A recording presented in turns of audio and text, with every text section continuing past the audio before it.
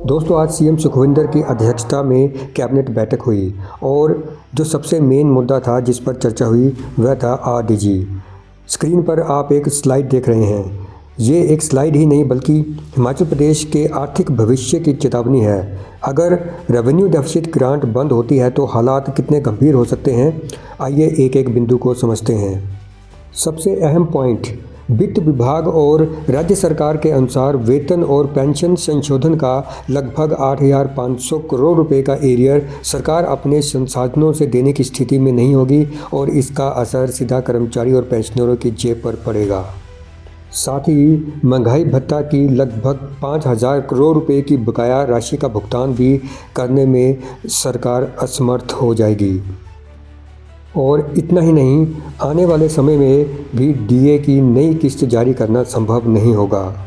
साथ ही जो विकास कार्य अधूरे रह गए हैं और पूरे नहीं हो पाए हैं, उनका लगभग 2,000 करोड़ का बोझ अगले वित्तीय वर्ष में जाएगा। यानी आज की समस्या और कल का बड़ा संकट।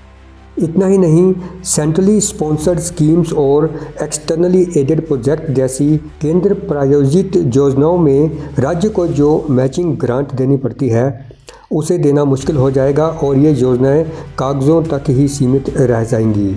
रेवेन्यू डेफिसिट ग्रांट न मिलने से हिम केयर, सहारा और MIS जैसी योजनाओं का भुगतान भी अटक सकता है और स्वास्थ्य और सामाजिक सुरक्षा से जुड़ी योजनाओं में लंबित भुगतान क्लियर करना और भी मुश्किल हो जाएगा। और इनके साथ ही जो अदालती आदेशों के कारण राज्य पर करीब 1,000 करोड़ रुपए का अतिरिक्त बोझ है, उसे क्लियर करना भी सरकार के लिए मुश्किल हो जाएगा।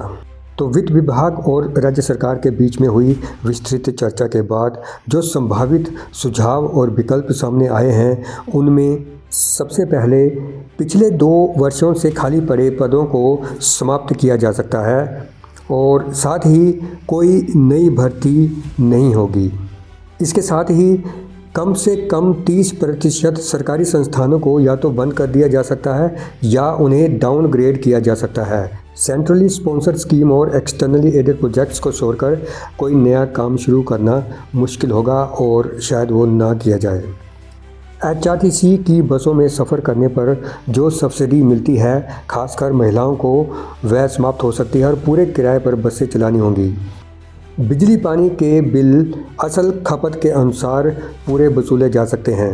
टैक्स और यूज़र चार्ज में भी सख्ती होने की संभावना है और साथ में जो बकाया टैक्स है वे भी वसूले जा सकते हैं। तो आने वाले समय में प्रदेश के प्रत्येक नागरिक को इस गंभीर स्थिति के लिए तैयार रहना होगा और इसी गंभीर स्थिति को देखते हुए हिमाचल सरकार आरडीजी बंद करने के फैसले के खिलाफ कानूनी लड़ाई लड़ने का भी विचार कर रही है।